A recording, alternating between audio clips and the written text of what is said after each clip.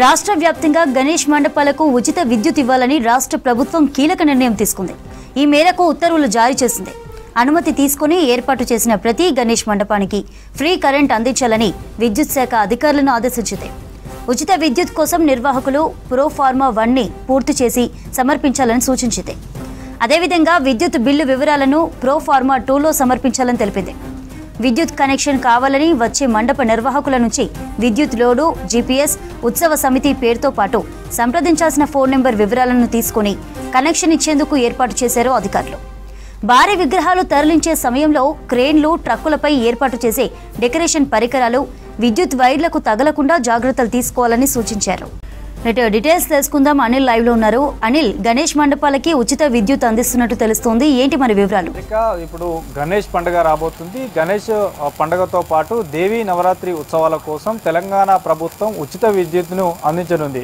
ఇది కేవలం మండపం నిర్వాహకులకే, మండపంలో ఏదైతే మండపాలు నిర్వహిస్తారో సో మండపాలకే ఈ ఉచిత విద్యుత్ను అందించనుంది. ఈ ఉచిత విద్యుత్ కూడా సదరన్ ఏదైతే ఎస్డిపిసిఎల్ ఉందో, southern power distribution company of తెలంగాణకు సంబంధించినటువంటి వారు ఈ యొక్క సంస్థ పూర్తిగా కూడా ఈ మండపాలకు ఉచిత విద్యుత్ అందించింది. ఇక ఇందులో ముఖ్యంగా ప్రొఫార్మా 1 అంటే రోమన్ అంకెల్లో ఉంటుంది. ప్రొఫార్మా 1లో ముఖ్యంగా విద్యుత్కు సంబంధించినటువంటి నిర్వాహకుల ప్రొఫార్మాలో పూర్తి సమర్పించాల్సి ఉంటుంది. ఇక రోమన్ అంకెల్ 2 ప్రొఫార్మా 2 అని ఉంటుంది. సో ఇందులో విద్యుత్ వినియోగ బిల్లు వివరాలను ఇందులో నమోదు చేయాలి. సో నమోదు చేసి ఆ యొక్క ఎస్డిపిసిఎల్ సంస్థకి సమర్పిస్తే ఈ నిర్వాహకులకి ఉచిత విద్యుత్ అనేది అందించనుంది. ఇక రాష్ట్ర వ్యాప్తంగా గణేష్ అండ్ దుర్గామాతకు సంబంధించినటువంటి నవరాత్రోత్సవాలు జరగబోతున్నాయి కాబట్టి వాటికి సంబంధించినటువంటి ఎట్లాంటి ఇబ్బందులు లేకుండా కూడా విద్యుత్ సంబంధించినటువంటి అధికారులు కూడా అప్రమత్తమయ్యారన్నట్టు కూడా రాష్ట్ర ప్రభుత్వం చెప్పడం జరిగింది. ఇక అనుమతి ఉన్న మండపాలకే తాత్కాలిక కనెక్షన్ కింద దాదాపు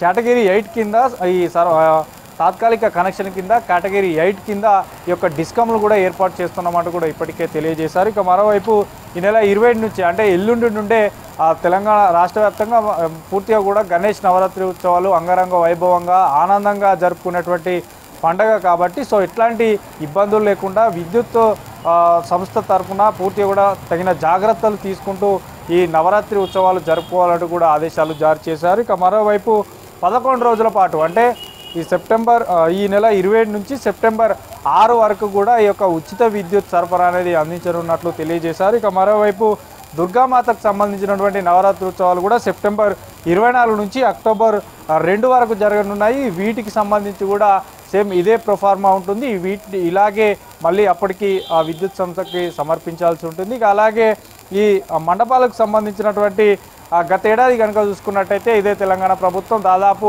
30,000కు పైగా మండపాలకి ఉచిత విద్యుత్ను అందించి దాదాపు 29 కోట్ల విద్యుత్ సంబంధించినటువంటి సబ్సిడీని కూడా ఇవ్వడం జరిగింది. ఇక మరోవైపు ఇప్పటికే ఇక్కడ ఏదైతే విద్యుత్ కనెక్షన్లు కావాలని వచ్చే మండపాల కోసం కొన్ని నియమాలు పెట్టారు. ఎందుకంటే ఆ యూత్కు సంబంధించి అయితే యూత్ సంఘం ప్రెసిడెంట్ కానీ లేదైతే గణేష్ మండపానికి సంబంధించినటువంటి నిర్వాహకులు ఎవరైతే ఆ నిర్వాహకుల ప్రెసిడెంటు లేదంటే ఉత్సవ సమితి పేరు, వారి యొక్క వివరాలు, వారి ఫోన్ నెంబరు, ఆ యొక్క నగరు, ఇప్పుడు కాలనీ ఉంటే కాలనీకి సంబంధించినటువంటి వివరాలు, ఆ కాలనీ ప్రెసిడెంట్ ఎవరు, గణేష్ మండపానికే సపరేట్గా ఏమన్నా ప్రెసిడెంట్ ఉంటే సో అతని పేరు, ఇట్లా వారి పేరు వివరాలు పూర్తిగా కూడా ఈ యొక్క ఎస్డిపిఎస్ఎల్కి జీపీఎస్తో సహా వారు ఉండే మండప లొకేషన్తో సహా ఈ ఎస్డిపిఎస్ఎల్కి సమర్పించాలి. సమర్పించిన వెంటనే ఉచిత విద్యుత్ కూడా అందించనున్నట్లు తెలియజేశారు. ఇక ఉచిత విద్యుత్ అందించే క్రమంలో కొంత జాగ్రత్తలు తీసుకోవాల్సి ఉంటుంది. ఎందుకంటే ఉచిత విద్యుత్ ఇచ్చినప్పటికీ కొన్ని లైన్లు మనకి 11 kV కానీ ఇట్లా జాయింట్గా అక్కడ మనకి విద్యుత్తును తీసుకున్నటువంటి ప్రయత్నం ఉంటుంది కాబట్టి కొంత వైర్లకు ఎక్కువగా విద్యుత్ సరఫరా అయ్యే అవకాశం ఉంటుంది.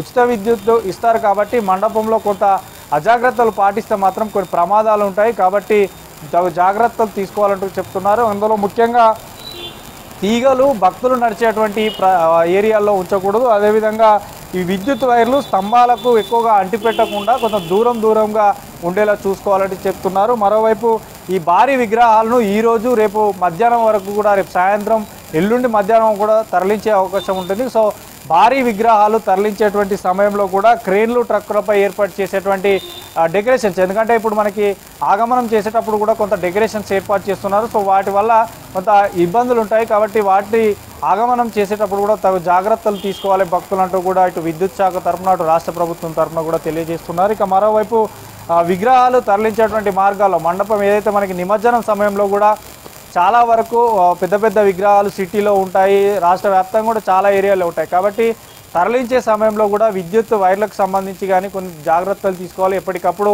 హైట్ను చూసుకుంటూ ఆ విద్యుత్ వైర్లు తాకుతున్నాయా లేదా అని చూసుకుంటూ చెప్తున్నారు. ఇక మరోవైపు వర్షం కనుక కురిస్తే నిమజ్జనం సమయంలో సో తడికర్రలతో ఇట్లా తడికర్రలతో ఈ వైర్లను పైకి ఎత్తడం లాంటివి, సో పైకి నెట్టడం లాంటివి చేయడం వల్ల కూడా ప్రమాదాలు జరుగుతాయి. కాబట్టి సో తగు జాగ్రత్తలు తీసుకొని ఎక్కడ కూడా వైర్లకు ఇబ్బంది కలగకుండా అటు ప్రజలకు కూడా ఎవరికి ఇబ్బంది కలగకుండా భక్తులు ఈ నవరాత్రి ఉత్సవాలు ఘనంగా నిర్వహించుకోవాలని చెప్తున్నారు. సో ఉచిత విద్యుత్ మాత్రం ఇచ్చేటువంటి మండప నిర్వాహకులు మాత్రం ఖచ్చితంగా జీపీఎస్ వారి వివరాలు మాత్రం ఎస్టీబీసీఎల్లో ఎన్పీడీసీఎల్లో నమోదు చేసుకోవాలి. నమోదు చేసుకున్న తర్వాతనే పూర్తి కూడా ఆయా కాలనీకి కానీ ఆ యొక్క మండపానికి సంబంధించినటువంటి నిర్వాహకులకు పూర్తిగా ఉచిత విద్యుత్ ఈ గణపతి నవరాత్రి ఉత్సవాలు తర్వాత వచ్చేటువంటి దేవి నవరాత్రి ఉత్సవాలకు మాత్రం ఉచిత విద్యుత్ని రాష్ట్ర ప్రభుత్వం అందించనుంది.